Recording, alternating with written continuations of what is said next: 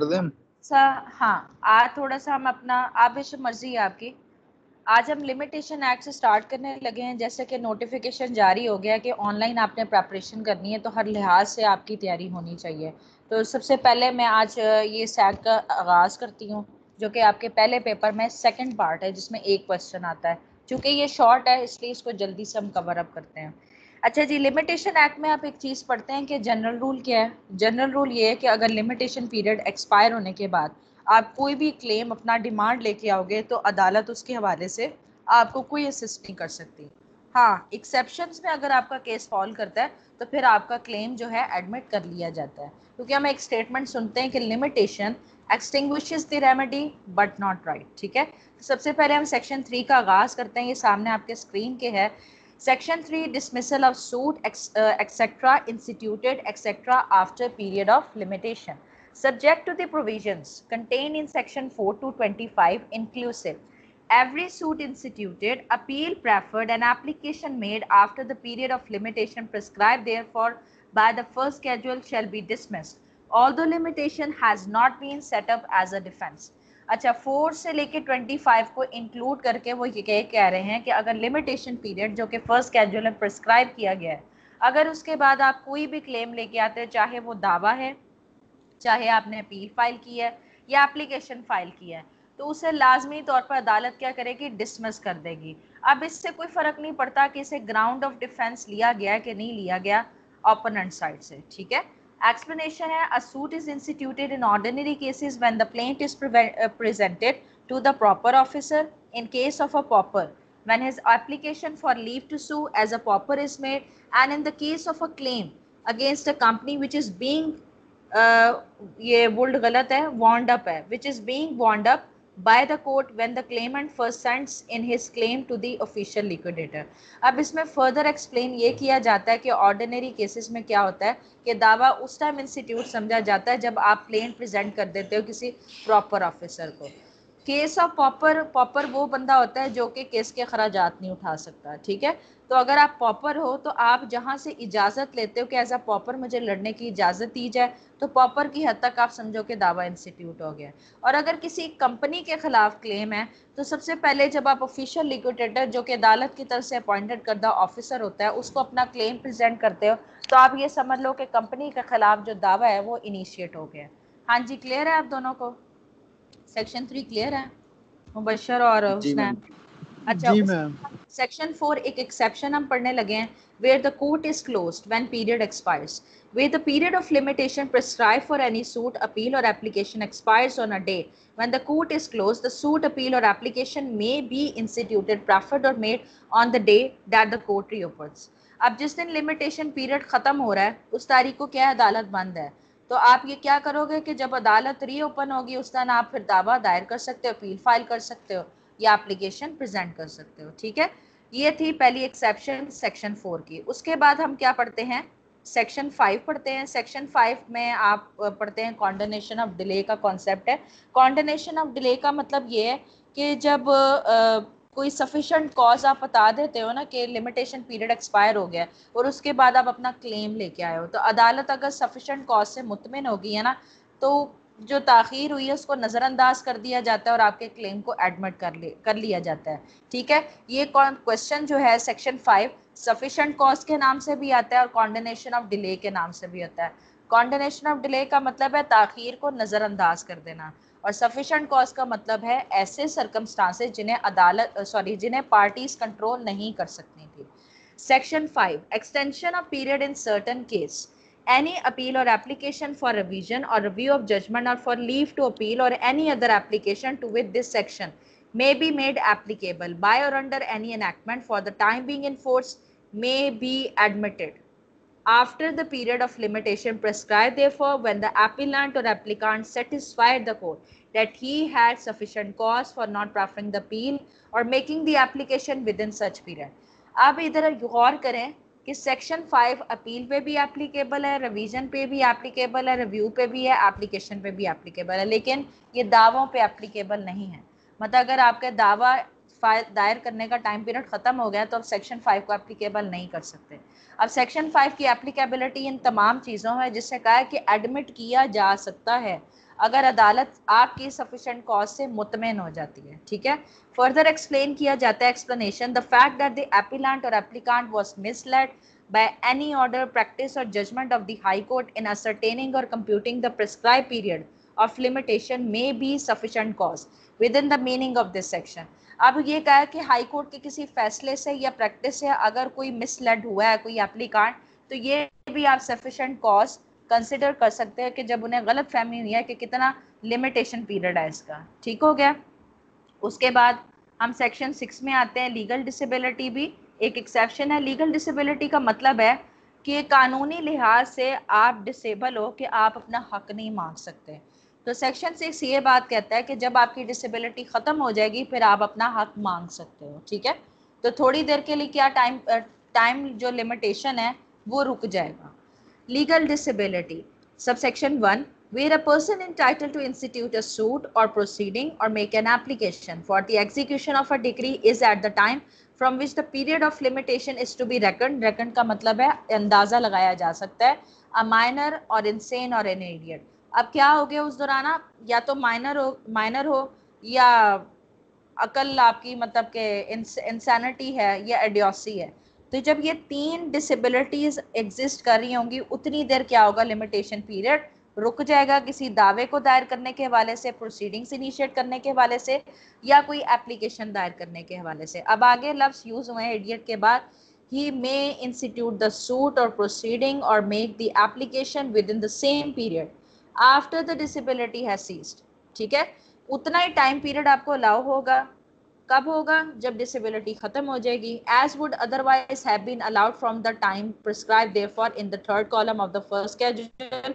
मतलब हो सकता है कि कोई टाइम पीरियड अलाउ किया गया है फर्स्ट शेड्यूल के थर्ड कॉलम में टाइम प्रिस्क्राइब होता है, या फिर और in section 48 of the code civil procedure, section 48 में ये कहा गया है कि सर्टन केसेस में ना एग्जीक्यूशन बार्ड है।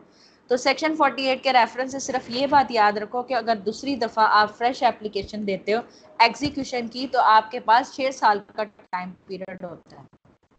पहली दफ़ा जब एग्जीक्यूशन अप्लाई की जाएगी तो 3 साल का टाइम पीरियड होगा, लेकिन अगर आपने इसको विड्रॉ कर लिया है, जैसे कंप्रोमाइज़ हो जाता है, तो फिर दूसरी एप्लीकेशन के लिए 6 साल का टाइम पीरियड है सेक्शन 48 और सीपीसी के तहत। ठीक हो गया, पहला सिनेरियो हम देख लिया। अब दूसरा सिनेरियो देखते हैं सबसेक्शन 2 में कि where such person is at the time from which the period of limitation is to be reckoned affected by two said disabilities, or where before his disability has ceased he is affected by another disability, he may institute the suit or make the application within the same period within the same period when both disabilities have ceased as would otherwise have been allowed from the time so prescribed। अब second situation ये बताई गई है कि आप एक disability का तो शिकार थे, लेकिन एक डिसेबिलिटी खत्म होती है, अब दूसरी डिसेबिलिटी का शिकार हो गए हो। ठीक है, तो जब दोनों डिसेबिलिटीज खत्म हो जाएंगी तो जो टाइम अलाउड होगा उतने टाइम पीरियड में आप दावा दायर कर सकते हो और एप्लीकेशन फाइल कर सकते हो। ठीक हो गया। उसके बाद है subsection 3 where the disability continues up to the death of such person, his legal representative may institute a suit or make the application within the same period after the death as would otherwise have been allowed from the time so prescribed। या फिर ये कि आपकी disability होते हुए आपकी death cause हो जाती है, तो जब आपके लीगल रिप्रेजेंटेटिव्स एंटाइटल हो जाएंगे तो वो दावा जब वो दावा दायर कर सकते हैं या फिर एप्लीकेशन फाइल कर सकते हैं, तो उतनी सेम पीरियड जो अलाउड होता है उसमें फिर लीगल रिप्रेजेंटेटिव उसको परसू करेंगे। ठीक हो गया। Subsection 4 where such representative is at the date of the death affected by any said disability the rules contained in subsection 1 and subsection 2 shall apply। और इसी तरह अगर लीगल रिप्रेजेंटेटिव्स भी डेथ का शिकार मतलब कि डेथ हो जाती है उनकी, तो फिर वो जो सबसेक्शन 1 और सबसेक्शन 2 में जो प्रोविजंस हैं वो लीगल रिप्रेजेंटेटिव्स के हवाले से भी एप्लीकेबल होंगी। हाँ जी, यहाँ तक दोनों को क्लियर है? कोई सवाल? यस मिस, क्लियर है। अच्छा जी, उसके बाद हम सेक्शन 7 में आते हैं। सेक्शन 7 में ये कहा गया कि डिफरेंट एप्लीकेंट्स डिफरेंट प्लेंटिव्स हैं लेकिन उनका सेम क्लेम है। अब हुआ ये है कि सारे डिसेबिलिटी का शिकार हैं, तो उन्होंने अगर कोई दावा करना है तो उसके वाले से क्या होगा, अगर सारे डिसेबिलिटी का शिकार हैं तो टाइम उनके खिलाफ रन नहीं करेगा, लेकिन अगर उनमें से एक अगर कॉन्सेंट दे सकता है तो लिमिटेशन पीरियड सबके खिलाफ चलेगा। ठीक हो गया। Section 7, disability of one of several plaintiffs or applicants, where one of several persons jointly entitled to institute a suit or proceeding or make an application for the execution of a decree is under any such disability, and a discharge can be given without the concurrence of such person will run against them all. But where no such discharge can be given, time will not run as against any of them until one of them becomes capable of giving such discharge without the concurrence of others or until the disability has ceased. हाँ जी clear है? जी clear है। हाँ जी मुबशर जी आप? Miss clear है, clear है। अच्छा ठीक है। सेक्शन 8 देखते हैं, special exceptions. Nothing in section 6 और in section 7 applies to suits to enforce rights of preemption or shall be deemed to extend for more than 3 years from the cessation of the disability or the death of the person affected thereby, the period within which any suit must be instituted or application made. अच्छा जी, section 6 और 7 की जो provisions है preemption के दावों पे applicable नहीं होंगी और डिसेबिलिटी खत्म होने के बाद आपको सिर्फ 3 साल का टाइम पीरियड मिलेगा। अब ये ना सोचो कि एक दावा दायर करने के लिए 12 साल का टाइम है तो फिर से 12 साल मिल जाएंगे, ऐसे नहीं है, सिर्फ 3 साल की एक्सटेंशन मिलेगी। ठीक हो गया। उसके बाद सेक्शन 3 के बाद सेक्शन 9 में एक और जनरल रूल बताया गया कंटिन्यूस रनिंग ऑफ टाइम के नाम से, where once time has begun to run no subsequent disability और inability to sue stops it. जब एक दफ़ा टाइम पीरियड स्टार्ट हो जाता है ना तो बाद में पेश आने वाली जो डिसेबिलिटी है या नाकाबिलियत है उसको रोक नहीं सकती। ये भी जनरल रूल है, बाकी इसकी हम सारी एक्सेप्शंस पढ़ रहे हैं। ठीक हो गया। आगे देखते हैं कि provided that where letters or administration to the estate of a creditor have been granted to his debtor, the running of the time prescribed for a suit to recover the debt shall be suspended while the administration continues. अब उधर यहाँ पर एक situation दी है, letter of administration उसी सूरत में दिया जाता है कि जब कोई डिसीज कर जाता है ना तो उसकी प्रॉपर्टी के हवाले से जो सारे मामला देखने होते हैं तो उसके लिए जो ऑथराइजेशन लेटर दिया जाता है उसे हम लेटर्स ऑफ एडमिनिस्ट्रेशन कहते हैं। अब एक जायदाद है, क्रेडिटर का कर्ज देना है डेटर ने, ठीक है ना, वो उसको प्रॉपर्टी के मामलात देखने के लिए वो जिम्मेदारी सौंप देता है।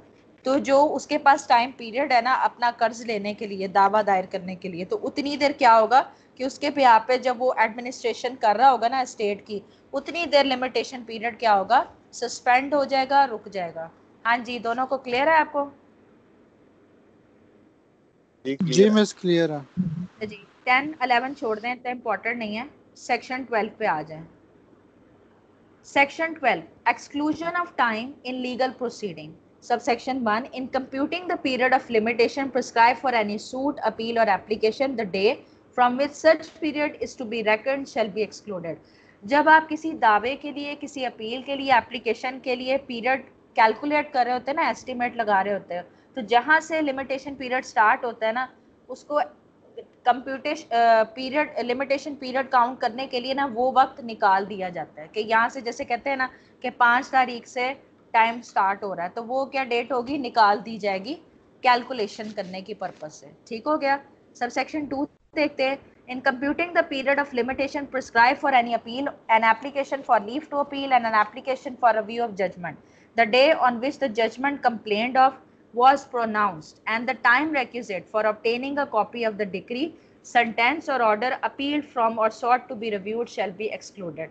कहते हैं कि जब किसी अपील के लिए या आपने कोई जजमेंट है उसकी रिव्यू करवानी है या कोई फैसला जिसके खिलाफ आप आगे जाना चाह रहे हो अपील में, ठीक है, तो जितना अरसा आपको टाइम लगा है ना उसकी कॉपी लेने के लिए, डिग्री की कॉपी लेने में या सज़ा की कॉपी लेने में, या जिसके खिलाफ आप रिव्यू में या अपील में जाना चाहते हो, तो जितना टाइम पीरियड वो कॉपी लेने में लगा ना वो टाइम पीरियड क्या होगा, वो एक्सक्लूड कर लिया जाएगा। ठीक हो गया। Subsection 3, where a decree is appealed from or sought to be reviewed, the time requisite for obtaining a copy of the judgment on which it is founded shall be excluded. तो जिस फैसले के खिलाफ, जिस डिक्री के खिलाफ आप appeal में जाओगे या जो रिव्यू में जाना चाह रहे, तो जितना टाइम पीरियड आपको लगा है उसके फैसले की कॉपी लेने में तो वो टाइम पीरियड क्या होगा, एक्सक्लूड कर लिया जाएगा। सबसेक्शन 4 है, in computing the period of limitation prescribe for an application to set aside an award, the time requisite for obtaining a copy of the reward of the award shall be excluded।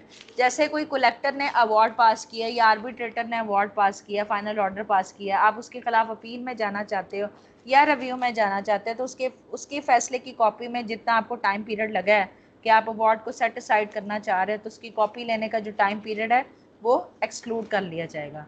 हाँ जी, यहाँ तक clear है मेरी बात? जी clear है। उसके बाद section 13 पे आ जाएंगे, बाकी पढ़ने की जरूरत नहीं, 13 पे आ जाए।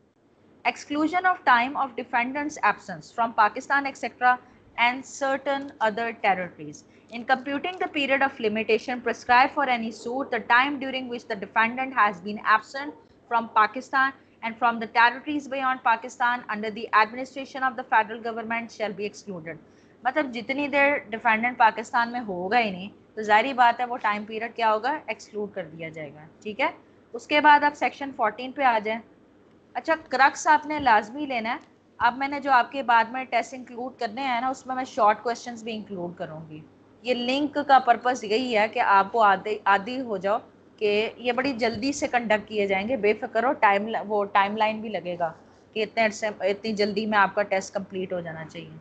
Section 14, exclusion of time of proceeding bona fide in court without jurisdiction. Section 14 इस बारे में बात कर रहा है कि प्रोसीडिंग्स गुड फेथ में कंडक्ट की जा रही थी, लेकिन बाद में पता चलता है कि इस अदालत के पास अख्तियार ही नहीं था, तो जितना अरसा वहां पर लगा है वो टाइम पीरियड क्या कर लिया जाएगा, एक्सक्लूड कर लिया जाएगा। सब सेक्शन 1 में है, in computing the period of limitation prescribe for any suit, the time during which the plaintiff has been prosecuting with due diligence and in the civil proceeding whether in the court of first instance or in a court of appeal against the defendant shall be excluded where the proceeding is founded upon the same cause of action and is prosecuted in good faith in a court which from the defect of jurisdiction or other cause of a like nature is unable to entertain it। अब एक दावे के लिए जो limitation period है, जब आपने इसको कैलकुलेट करना है, अब वो क्या कर रहा था, बड़ी एहतियात के साथ एक सिविल प्रोसीडिंग चल रही थी, चाहे वो कोर्ट ऑफ फर्स्ट इंस्टांस में चल रही थी या कोर्ट ऑफ अपील में चल रही थी डिफेंडेंट के खिलाफ, तो वो टाइम पीरियड जो वहां पर लगा वो क्या कर लिया जाएगा,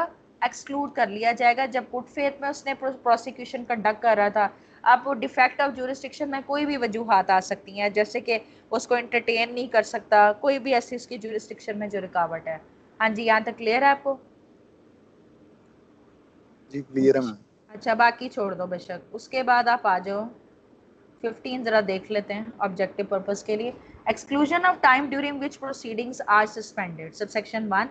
In computing the period of limitation prescribed for any suit or application for the execution of decree, the institution or execution of which has been stayed by injunction or order, the time of the continuance of the injunction or order, the day on which it was issued or made, and the day on which it was withdrawn shall be excluded. अब जैसे कि कोई दावा initiate हुआ था, कोई application file हुई थी एग्जीक्यूशन की, लेकिन उसको रोक दिया गया किसी इंजंक्टिव ऑर्डर की बिना पर, ठीक है, तो जितनी देर वो एग्जिस्टेंट रहेगा ना, तो लिमिटेशन पीरियड क्या हो जाएगा, रुक जाएगा किसी दावा या एप्लीकेशन को दायर करने का, जितनी देर कोई इंजंक्शन लगी होती है। ठीक है, अच्छा, उसके बाद आप आ जाएं सेक्शन 17, ये भी इंपॉर्टेंट है most. Section 17, affect of death before right to sue accrues. अब क्या हुआ है कि इससे पहले आपका राइट स्टार्ट होता, अब आपकी वफात होगी, तो उसका क्या इफेक्ट होगा। Subsection 1, where a person who would, if he were living, have a right to institute a suit or make an application dies before the right accrues, the period of limitation shall be computed from the time when there is a legal representative of the deceased capable of instituting or making such suit or application। अब एक बंदा अगर वो जीता तो उसके पास हक होता कि वो दावा दायर कर सकता है या एप्लीकेशन फाइल कर सकता है, लेकिन इससे पहले कि उसका राइट हैपन होता, स्टार्ट होता, वो डेथ हो गई उसकी, तो लिमिटेशन पीरियड उस टाइम स्टार्ट होगा जब उसके लीगल रिप्रेजेंटेटिव्स कैपेबल हो जाएंगे कि वो दावा इंस्टीट्यूट कर सकते हैं और या फिर एप्लीकेशन फाइल कर सकते हैं। सबसेक्शन 2 है कि where a person against whom if he were living a right to institute a suit or make an application would have accrued dies before the right accrues, the period of limitation shall be computed from the time when there is a legal representative of the deceased against whom the plaintiff may institute or make such suit or application। इसी तरह defendant के खिलाफ जो कि disease कर गया उसके खिलाफ उसी टाइम आप प्रोसीडिंग्स इनिशिएट कर सकते हैं जब उसके लीगल रिप्रेजेंटेटिव्स काबिल हो जाते हैं।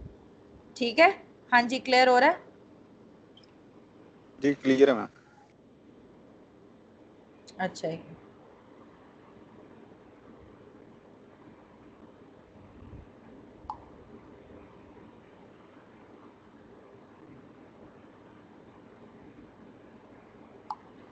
अच्छा जी, आगे है सेक्शन 18, ये भी एक्सेप्शन है।